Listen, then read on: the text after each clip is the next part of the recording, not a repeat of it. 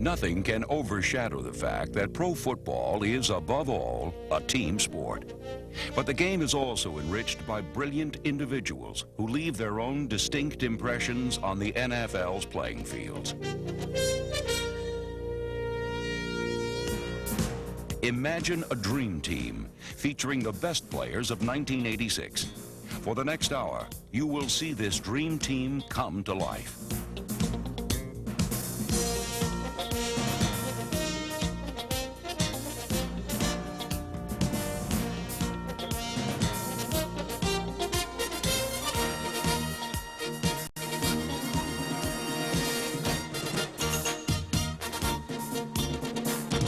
The players and coaches of the National Football League, the wire services, and the production staff of NFL Films have selected an all-pro team consisting of the 1986 season's 28 most outstanding individuals on offense, defense, and special teams.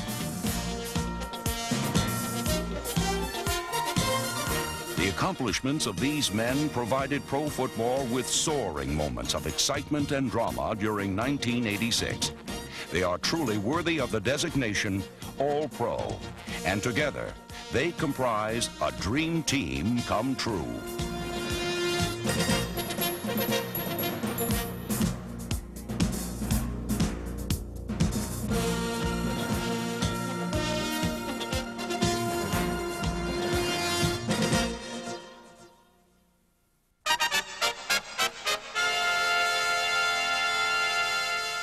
Youth marks the All-Pro receivers. Incredibly, all four are in their second year in the league. Al Toon, Jets. Gary Clark, Redskins. Jerry Rice, 49ers. And Mark Bavaro of the Giants. In the Meadowlands, Bavaro is known as Rambo because he closely resembles Sylvester Stallone. And like the fictional film hero, the Giants' tough-as-nails tight end is himself a destructive force. It often takes a whole army to contain him.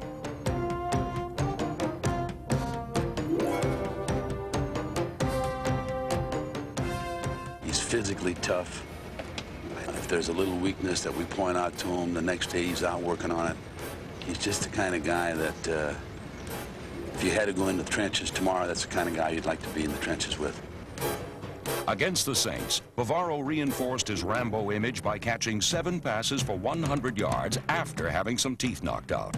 With or without them, he is a man of few words and intimidating physical ability. I tell you, he's a stone face, that Bavaro now. You know what the hell he's thinking. I'd hate to have to fight that son of a gun. Every time I see him catch a pass and drag 2 or 3 people, my eyes light up because he's the way I would be if I was a tight end. I respect him so much, I wouldn't even play a joke on him, you know. He's a big target, and he has extremely sensitive hands. He catches the ball well. When we played him, you know, one of our objectives was to stop the tight end, Bavaro. When you have a guy that can perform as well as he does, you have to make it one of your objectives in your game plan in order to win the football game. Bavaro combined exceptional blocking with 66 catches for over 1,000 yards, a first for a Giant tight end. He may look like Stallone and play like Rambo, but Mark Bavaro is an all-pro. While Bavaro's brute talent was an obvious fan favorite in the Meadowlands, in the same stadium another all-pro attributed his skills to modern dance and ballet. I was asked the question, how do you feel when you're out on the field? And I made the correlation between being a ballet person out on stage. We're paid to entertain an audience, the fans, the people on television. And that's what basically we're doing out on the field, is we're entertaining. Through the first 11 games, there wasn't a more entertaining or productive receiver than Al Toon. Despite the Jets' late season problems, Toon was the AFC's top pass catcher with 85 for nearly 1,200 yards and 8 touchdowns.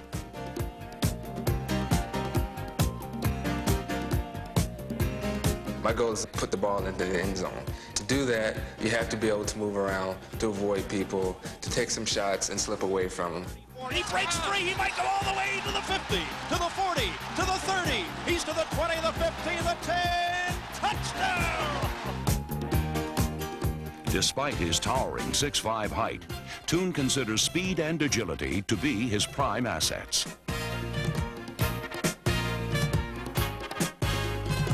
I think my strongest asset is having the ability to move around on the field as a small person would. You know, most tall guys don't have the agility that smaller guys do, but I've worked on that a lot.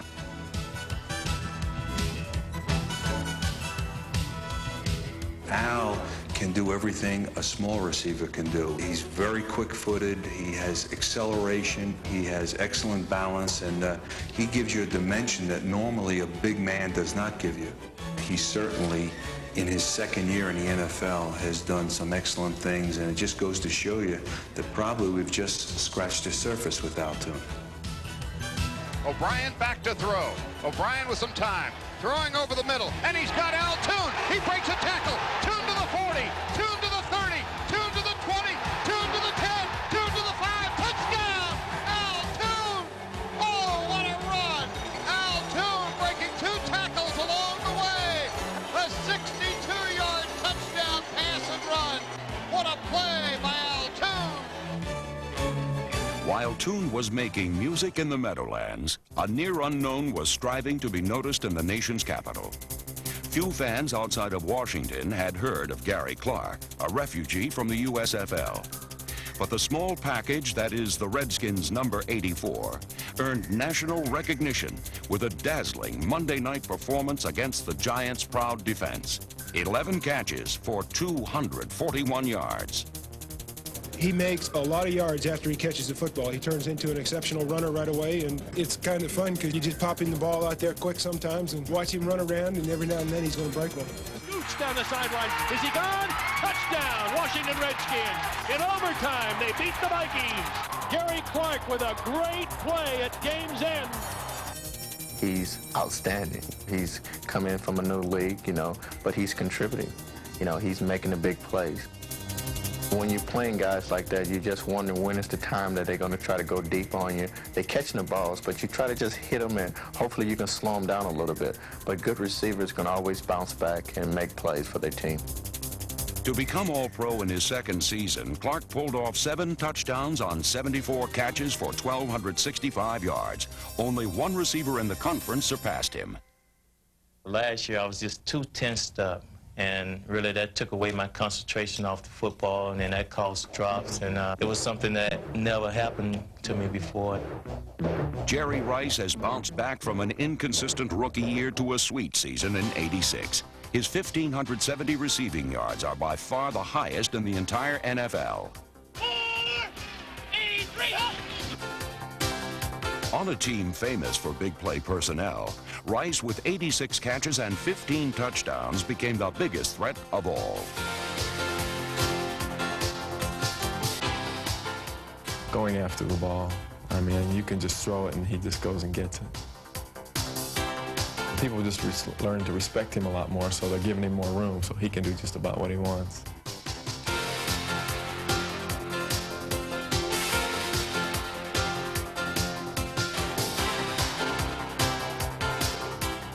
There goes Montana back to pass. He throws deep. It's going downfield to right. He's got it. He can do everything, absolutely everything. And he's got great acceleration to a ball. He's strong, he's exceptionally quick, and he's just a natural competitor along the lines of a Joe Montana or Dwight Clark. They're instinctive competitors, and they can play under any given situation. Last year, Rice had trouble catching the ball because he thought too much. This year, as soon as he caught it, he thought touchdown.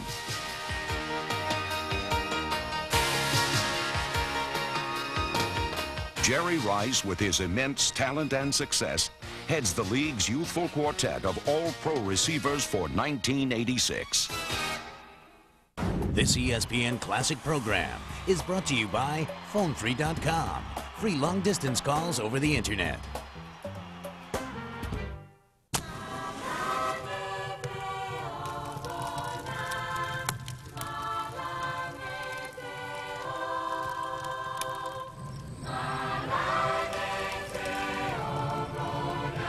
Send your phone company a message. Join us at PhoneFree.com and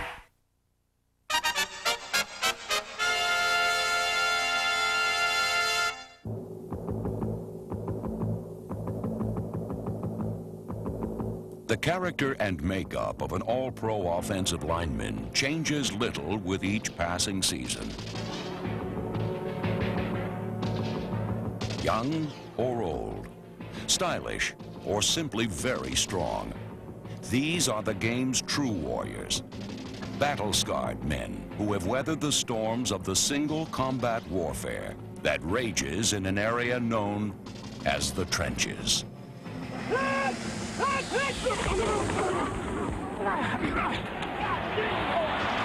In this brutal game within a game, the most feared sight for any defensive lineman is number 57, Miami Dolphin center Dwight Stevenson.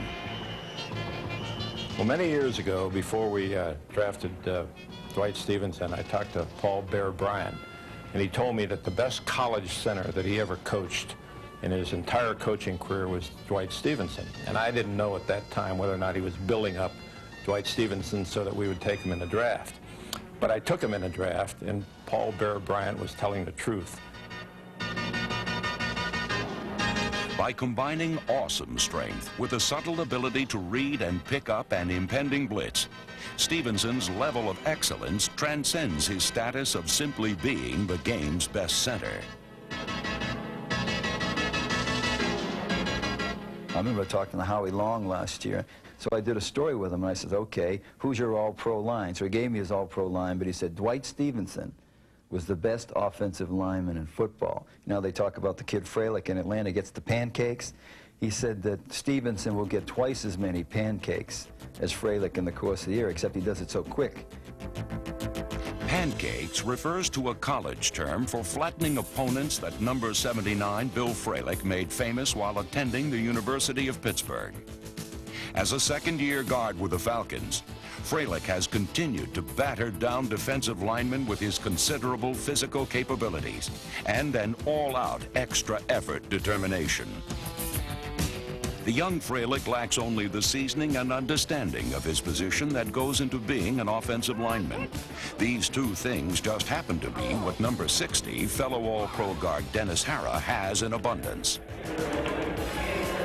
We catch no balls. We throw no balls. We get to run no balls. We have to work together so everybody can catch those balls, throw those balls, and play with those balls.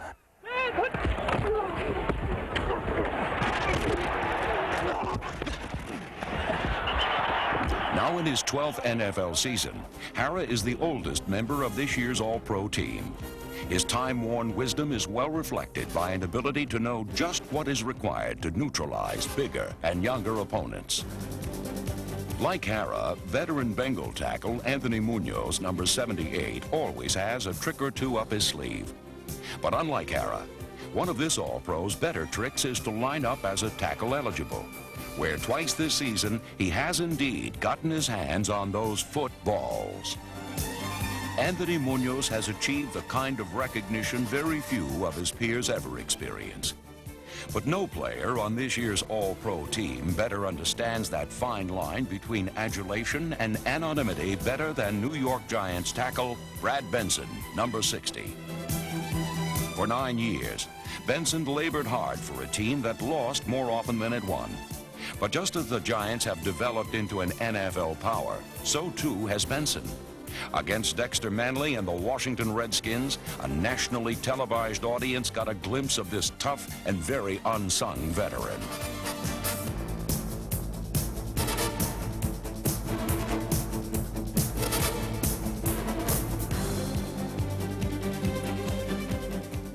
An offensive lineman lives in a world of obscurity, minus a sack or a holding penalty or something like that. But when they play over a great defensive lineman and the cameras are there on the defensive lineman and they just happen to stop them that day, then they become noticed as well. And if your nose bleeds a little bit, it's even better. Yes, they are often bloody, but rarely beaten. They labor in obscurity, but they usually bring a sense of humility to their job. They are the game's true warriors, the men who battled in the trenches, the dream team who make up this year's All-Pro offensive line.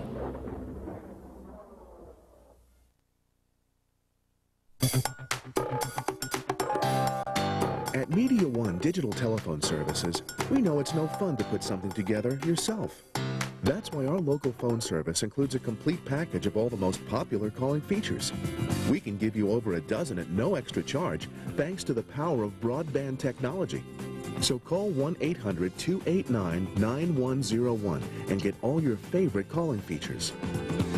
No assembly required. There isn't much finer than the rich look of quality leather from Home Furniture, the supple feel of soft leather, the lasting beauty. No one has more selection or more affordable prices than Home Furniture, especially during Home's semi-annual leather sale. Take advantage of no down payment, no payments or interest till 2001 on quality leather furniture. You'll find your style at affordable values during the semi-annual leather sale, going on now at Home Furniture.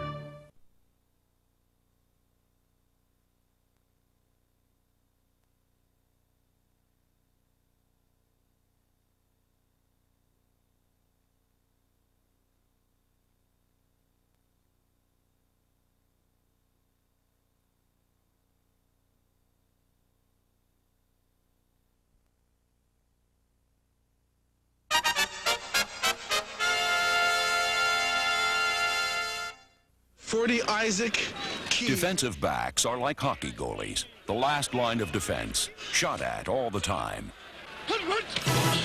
This season has been hotter than ever for them, and even the very best have been burned.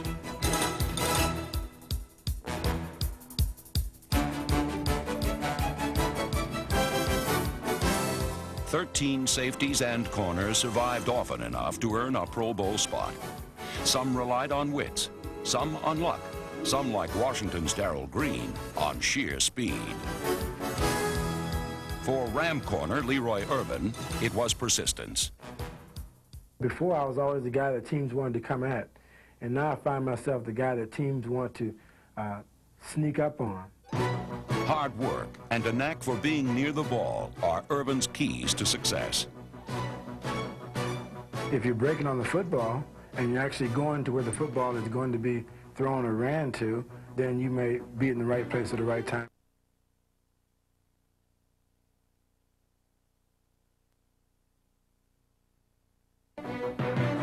Irvin likes being on the spot and is often precisely in the right spot, intercepting 6 passes, returning this one against Dallas for a 50-yard touchdown. Interceptions for touchdowns were Mike Harden's 1986 specialty, Denver's big play cornerback who carries on a mile-high tradition. A lot of it's, attitude and pride. I think over the years, Denver defenses have been known for being great defenses, and I think the young guys that come into this kind of system automatically, pick up on that pride and that tradition that the other veterans exhibit. Harden.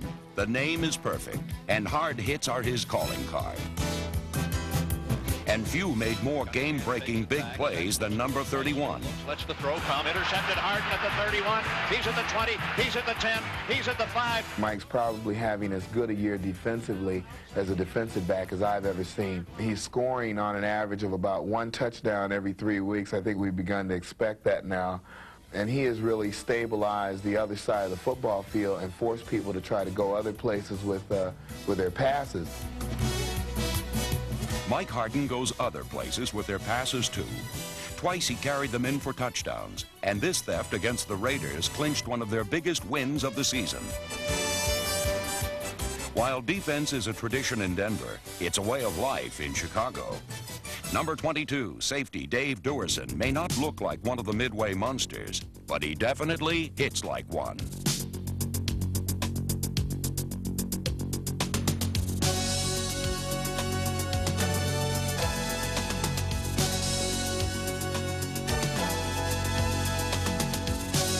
Critics might say that anyone could play center field and pick off lame ducks forced by the Bear front line.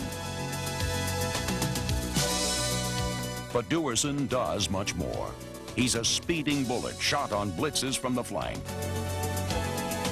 A man who picks off the deep pass and sacks you deep in your own end. Dave Duerson, a Pro Bowl safety. A man with the look of a gunfighter at high noon. Another such man is San Francisco safety Ronnie Lott. Ronnie was considered the best cornerback in football in 1981 and 1982. But he's a big man, and he doesn't have quite the quickness that some of the smaller men do. He was really more of the safety type.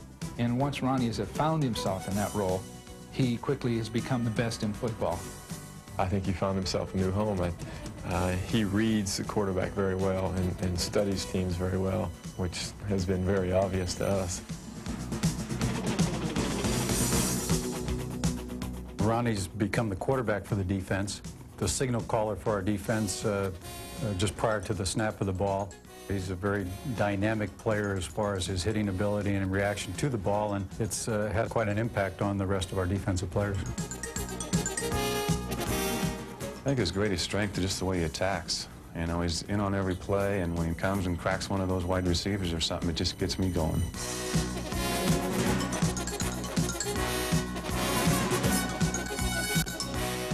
Everybody expected me to be a great free safety, more so than being a great corner. Playing corner was a challenging position for me because I wasn't supposed to play that position.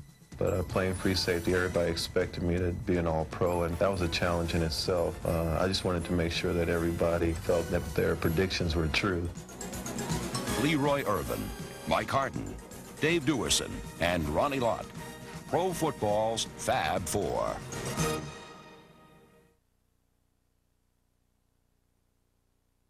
Big Fights Boxing Hour gives you access to the largest boxing library in the world. Here's what you can check out in this library.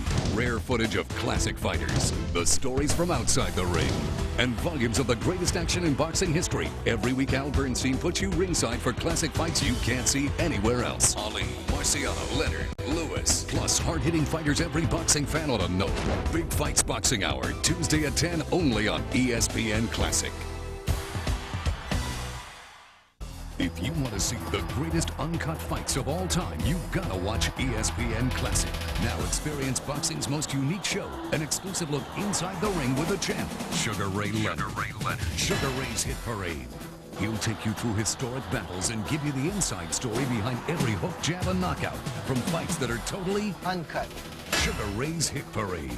Tuesday at 9, only on ESPN Classic. So close to the action, you got to duck. Are you old school? The greatest sports challenges of all time. The New York Giants battle the Boston Celtics. Muhammad Ali fights the California Angel. There's only one place you'll see matchups like these, Sports Challenge. It's a great classic trivia game with all your favorite legends, and it's only on ESPN Classic. Sports Challenge, weeknights at 7 on ESPN Classic. Name the last team to sweep a World Series. If you can beat these guys, you know you're old school. You know all those stories you hear about how good it was and how much fun we had and how young we all used to be, about how much it all mattered and how much we all cared and how no one has ever done it higher or faster or harder or better. All those stories you hear, they're all true.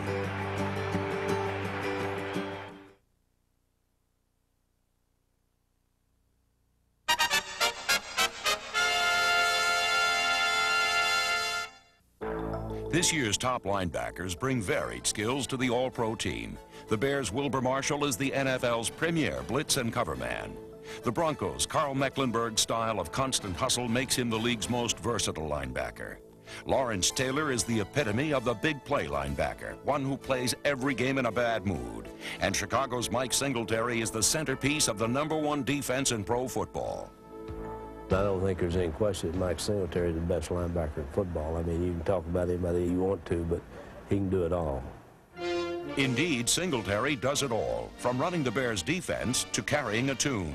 My favorite part of the game is the national anthem. It really unifies everything and everybody, because it's a feeling that I get before the game, that the people on the other side of the field, on the other sideline, they're not my enemy.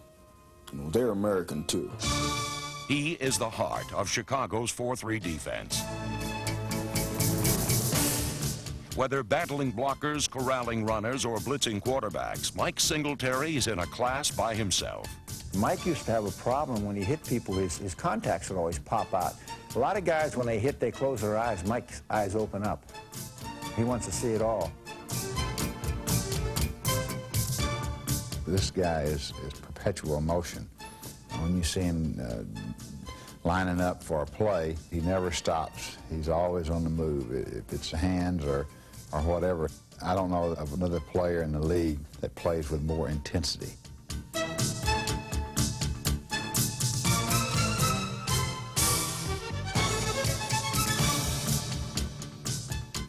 I want to make sure that the guy on the other side of the ball realizes that I'm going to give him all I've got. But when it's over, we can shake hands and say, hey, I hope that I'll see you next time and you'll be in good health. Wilber Marshall seldom leaves opponents in good health. 3rd down and 5 from the 29. And in 1986, he added insult to injury by scoring 2 touchdowns of his own. Get it to the end zone. For the touchdown is Wilber Marshall. Outstanding football player. A guy that might be underrated in a team of all pros. A guy that plays the run extremely well. A guy, I think, that has the quickness of feet and the ability to pass cover maybe better than the other 2 linebackers on that football team. Very aggressive, will knock the heck out of you, and a real compliment to both Singletary and Wilson. Throughout 1986, number 58 was a constant threat to strip the ball from a runner or short-circuit an outlet pass. It is Webster Slaughter, Kozar lost. Hey! It's into the house!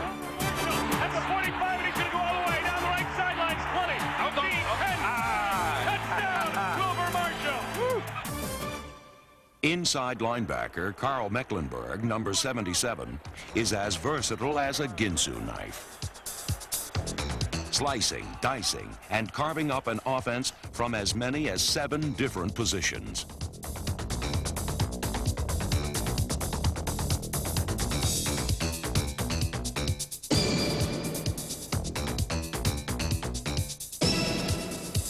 When Carl first came into our training camp, we realized that he had some unusual skills. He was a guy that kind of was in between the speed of a linebacker you'd like and not quite big enough for a down lineman, yet he could rush the passer like a lineman. He could make tackles like a linebacker, and he could cover the field like a linebacker. So all the defensive coaches came up with some different schemes to put Carl in to really cause some problems. Well, basically, I'm an inside linebacker, but I have a lot of rover responsibilities where I play some defensive end, some nose guard, some outside linebackers. I like to have all the different capabilities. Most players, you know, have one specialty and that's all they do, and that would be kind of boring to me. I like to do all the different things, and it keeps everything real interesting. A 12th round draft choice, Carl Mecklenburg has injected the priceless element of surprise into the Broncos defense by being everywhere at once. That earned him a spot on the 1986 Dream Team. Give it down, baby. You got to give it up. Named to the Pro Bowl in each of his 6 NFL seasons, the Giants' Lawrence Taylor remains the NFL's most dominant defensive player. I know Lawrence Taylor very well. I probably, as much as anyone, know what kind of strength of will that he has. He just absolutely has one of the strongest wills of any human being that I know. He told me before the season what he was going to do. So I really didn't make any prediction. I knew what he was going to do because he told me. There are some forces of nature that you just can't stop, and Lawrence Taylor is one of them. He is, without question, the most dominating player that we've seen on defense. I've never seen anybody as big as he is, as fast as he is, and as relentless as he is. Yeah, he's relentless. He has a motor that never goes off. He plays the game 1,000 miles an hour, and he's really the most prolific football player that we have to face year in and year out. A phenomenal blitzer. He comes from everywhere all the time, and when he hits you have to take inventory. You have to see if everything's still hooked up, and you know, you get up and you start shaking and you make sure your legs are there, your arms are there, and everything else, and hopefully he doesn't get there too often during the course of a game.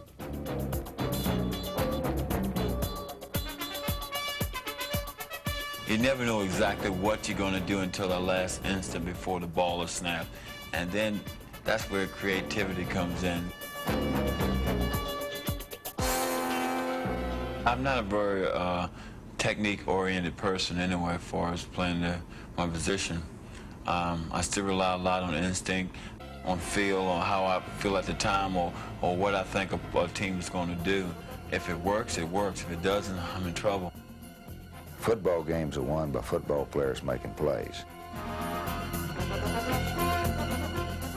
Lawrence Taylor makes plays. He traps the quarterbacks. He causes fumbles. He gets fumbles. Yeah, he makes tackles. Yeah, he's a real player.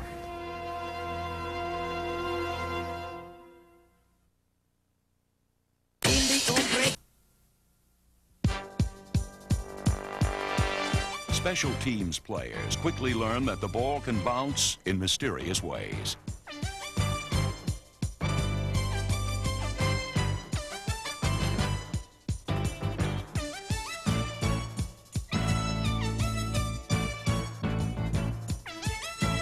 Only the best can turn that mystery into magic. Well, the Cardinals' best offensive play is about to happen here. That's Sikahema punt returning. As he Vi Sikahema, the Cardinals' punt returner, had not one but 2 returns for touchdowns in the last game of the regular season. 20, he's at the 10, 5, touchdown! Sikahema finished the season as the top punt returner in the NFC. But our All-Pro return man is another rookie. We brought Bobby Joe in just for that, to return kickoffs and return punts. He's done a great job. Bobby Joe tries to catch the ball on a run, and he's just been a big plus for our special teams. Edmonds' secure hands and daring speed on returns added up to just the solution the Seahawks were seeking for the spark to their special teams.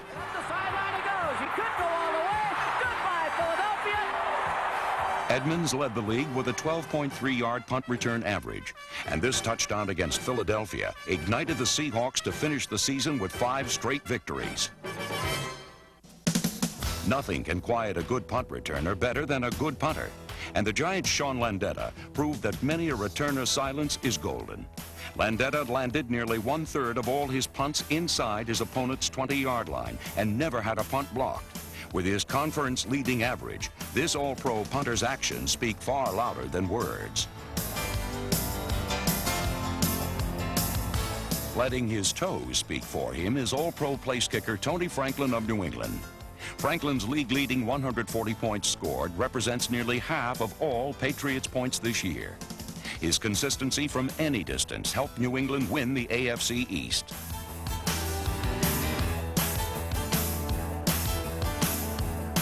Franklin's calm efficiency stands in sharp contrast to his kamikaze teammate, Mosi Tatupu, our All-Pro special teamer.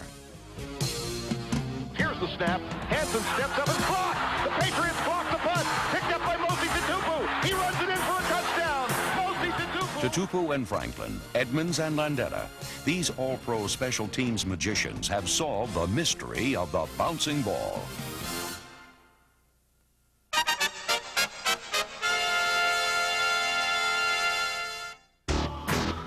In 1986, 4 linemen with 4 distinct personalities make up football's dream team defensive front. Leading the highly ranked Denver defense is end Rulon Jones, number 75. A quiet fellow until he straps on his pads.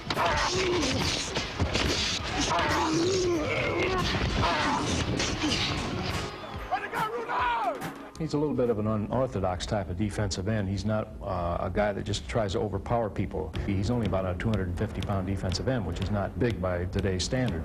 So he uses a lot of finesse stuff, and he's one of the few guys that I've seen in professional football that are able to go as hard in the last few minutes of the game that he does at the start of the game. His stamina is unbelievable. Rulon's a tenacious guy. Always coming, always trying to get past people. He never lets up. In 1986, the hard-charging Jones set a personal record with a team-high 13.5 quarterback sacks, an event always punctuated by Rulon revelry. Sacking the quarterbacks, our home run or a touchdown, whatever you want to call it. I mean, that's That's the exciting thing about defensive line play. He has certain goals he has set for himself, and this is a burning desire with him. A lot of people say, well, they would like to do something. It's more than that with Arulin. He's wanted to be the best in the business since he came with us, and that's nice because then your job is just to try to have him live up to his own expectations. In his 7th season, Jones' desire for success and recognition finally came his way with All-Pro honors and a division crown. One fellow who has been heralded right from the start is number 92 second-year lineman Reggie White of the Eagles. Reggie is an ordained minister whose football gospel has always been, Heavenly Father, lead me to the path of the quarterback. Our team and our staff feels he's probably the most dominant defensive lineman in the league right now. He's played nose guard, defensive end, defensive tackle, and he's probably the most complete defensive player we'll face. He is really awesome. You know, he's 285 pounds, and he may be able to run as fast as Lawrence Taylor. The aggressive 46 defense employed in Philadelphia has made White's rush technique more dangerous than ever. Now we're going at it, and we don't have to wait on them. We can get to the ball and attack, and I think any player would love to play that style of defense.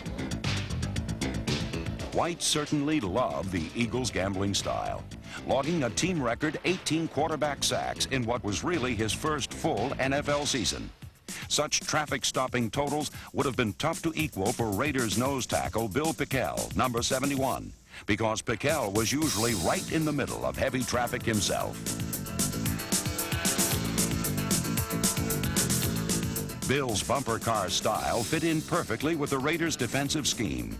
Pickel collected plenty of sacks, even if he didn't always grab the biggest headlines.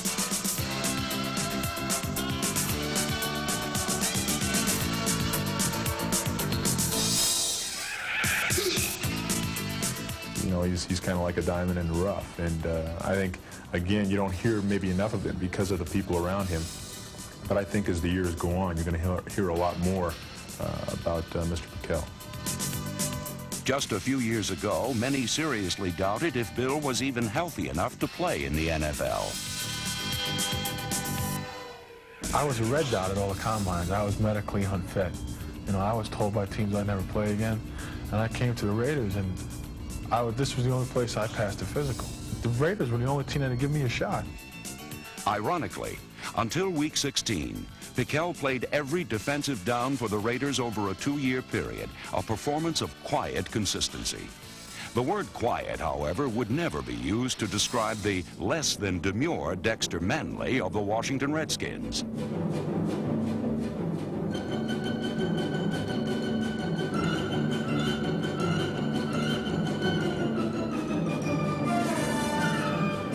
Only Lawrence Taylor notched more sacks than the boisterous number 72, whose boundless enthusiasm is there for everyone to see. I play with a lot of emotion. I don't care where we play. People are people. If we're in Green Bay, if they rooting for their team, I like that because then that gives me a chance to go out and show these people what I can do. And so it doesn't matter to me where you play at. When you're a football player, you're going to play regardless if it's in Timbuktu. All the world's a stage for Dexter Manley, whose actions speak louder than words, sometimes. There have been moments when Dexter's declarations have raised a few eyebrows. Now, he really makes it kind of interesting. It's not mundane and blasé, because you know Dexter's going to come out with something sooner or later. Dexter Manley probably should have been to the Pro Bowl a year or two earlier had it not been for his mouth. I think Dexter managed to talk his way out of a Pro Bowl. I've learned something tonight is that I've got to keep my mouth quiet. I'd like to see him become more reserved and let his playing do his talking for him, because Dexter's a fine football player. When the clown prince of football gets down to business, he is tough against the run and is likely the NFL's premier pass rusher.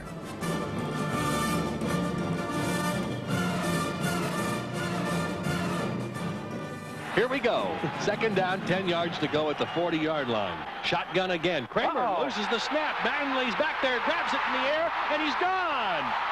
Touchdown, Washington Redskins. It was Dexter Manley, boy, and he had it all the way. I've always said you win on defense, and Dexter's going to prove me right. The look and style of today. Those people that dominate games, the Larry Birds or those people, I think they get a sense that they are invincible, that they are going to be successful no matter what obstacles are in their way. And that feeling is fleeting some of the times, but I think when you can get a runner to the point where he believes that, you have something special. You talk about a guy like Eric Dickerson. You're talking about a guy that's, I really think, comes along once in a lifetime. Luckily for Los Angeles, Eric Dickerson's time is now. In 4 short years, he has become the team's all-time leading ground gainer, their veritable battering ram. Number 29 dazed and dazzled his opponents for over 1,800 yards and scored 11 touchdowns. Eric Dickerson is the kind of guy that you just can't stop all the time. He will run over you, run by you, wave at you. He's the type of guy that I think every team would like to have, a guy that can get the tough yards plus run away from most defensive backs. The number one key with Dick is that nobody can get a real clean shot at him. He's so elusive that it's hard to get one clean knockout punch on him. So many people take the wrong pursuit angle or the wrong cutoff angle to tackle him that, I mean, it's hilarious a lot of times. Defending Dickerson is no laughing matter, though, but rather one that is considered to be a serious undertaking. Every time he gets the ball, it's life or death, and it is. And that's the only way to play against him. Just that one time, when you relax, where you think someone else has got him down, just when you pull off your pursuit, that's when he's going to beat you. In 1986, Dickerson silenced the critics who labeled him a one-dimensional player, as his actions loudly proclaimed him to be an all-purpose threat. But Dickerson's greatest strength remains his unerring vision, as no back in history may be able to see daylight more clearly. When I'm out on the football field, I run to what I see. Things happen so quick. I could run a play 10 times and we'd have 10 different endings. I'm an expert when I get the ball in my hand because I know what I'm doing. And put me one-on-one against someone, and I think I'm at my best. They go with the double tight end set. Hunter on the left, David Hill on the right. The one back is Dickerson. They come up the middle. Dickerson breaks to the 40, 35, 30, 15. He's down to the 10, 5, touchdown, and the Rams win it. Eric Dickerson has now led the league in rushing for the 3rd time in his career. An indication of his uncommon resiliency, he has never sustained a serious injury in the pros. The same cannot be said for an honorable mention All-Pro, Seattle's Kurt Warner. But in 1986, Warner proved he had overcome his devastating knee injury of 1984 by leading the AFC in rushing with 1,481 yards, the highest total of his career.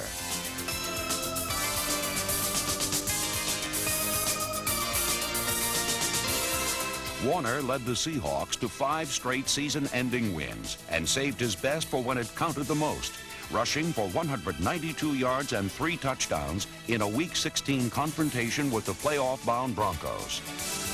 Here's the toss to Warner from the 40-yard line, takes off over left guard to the 45 to the 50, breaks into the secondary, one man to beat, he beats him, he's on his way! Goodbye, Denver! Touchdown, Seahawks, Kurt Warner! In a normal year, Warner would have made the Dream Team backfield. But in 1986, Joe Morris helped fulfill the New York Giants' hopes of their first division title in 23 years and made them legitimate Super Bowl contenders. On a team which featured the game's Goliath at linebacker and a Rambo look-alike at tight end, the biggest impact may have been made by the littlest giant of them all.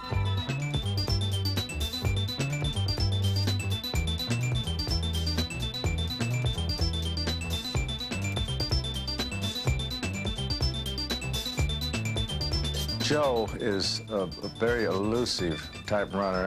He's strong, has great leg action, and sometimes he just gets lost in the crowd and you can't find him.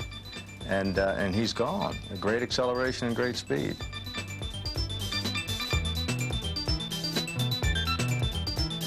Well, that's the thing with Joe Morris. You know, he's running right behind his pulling guards and linemen, and if you don't lose sight of him while he's running the ball, he will like disappear on you. Morris's magic often made defensive game plans disappear, but there's really no trick as to what makes his act so spellbinding. I think my ability to cut back is my greatest strength as a runner. I think that behind our offensive line, I can find cracks in the defense behind people sometimes, because if they try to overplay things, I can cut back against the grain. I've learned how to catch the ball a lot better in my years here, and just using me more in the passing game to do some other things with my ability to catch and run with the ball. But Morris gained notoriety by producing 14 touchdowns and by rushing for a career-high 1,516 yards. Gaudy numbers for a guy who was once deemed not good enough to make it. Here's a guy that they said was too small to play, and yet he rushes for 100 and some yards nearly every game. Just tough as a pine knot, and I like the way he plays, too. It's the way he can't carry the ball 30 times. The only way he can't carry it is if they don't give it to him 30 times. I'm a Joe Morris fan, too. And Joe Morris's legion of fans will only grow, especially if he carries the Giants all the way to the Super Bowl. Football today is a space game. It's a pass and catch game, despite the presence of all the great running backs, and Marino is the most dominant factor in that kind of a game. In 1986, the record books were once again rewritten by the best quarterback in the NFL. When it comes to the art of playing quarterback, there's no mistaking Miami's leading man, Dan Marino. Probably the best offensive weapon in the league. He can make 40 yards at the flick of a wrist.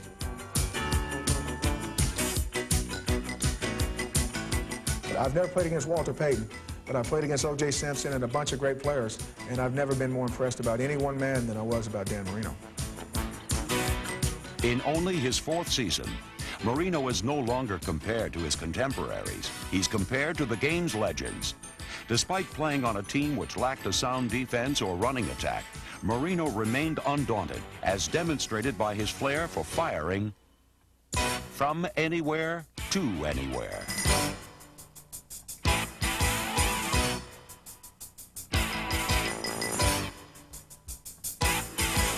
In 1986, Dan Marino passed for over 4,700 yards and 44 touchdowns, becoming the first quarterback to throw at least 30 touchdowns in 3 different seasons. He also tossed his 100th career scoring pass in fewer games than any man in league history. He does everything extremely well. He handles the blitz, I think, better than any quarterback I've ever seen. Dan can be backing up, pressure coming at him, and he can still get some zip on the ball and get it to a receiver downfield with all the people coming at him. And I think he really hurts teams that blitz him more than any other quarterback in football. Marino not only reads coverages well, he is also a master at not being read by defenses. Here, he looks off the weak safety, then comes back and connects with his target on the other side of the field. It makes it tough to try to stop a guy that does so many things so well. He's the one guy in the game now, I think. You give him the ball within a touchdown with a minute or a minute and a half to go, he can get you the winning touchdown. You hold on to the football or try to. Don't make mistakes here. Here's Marino, wants to throw it. Fires for the end zone. It is caught for a touchdown by Mark Duper, and the Dolphins win the ball game 37-31. He is the best football player in the league right now, to my mind. He's the best quarterback in the league, and I think if he keeps on playing the way he has played, he will go down as the best quarterback ever to play the game. Dan Marino, like his peers on the All-Pro team, he makes the dream of victory a thrilling reality.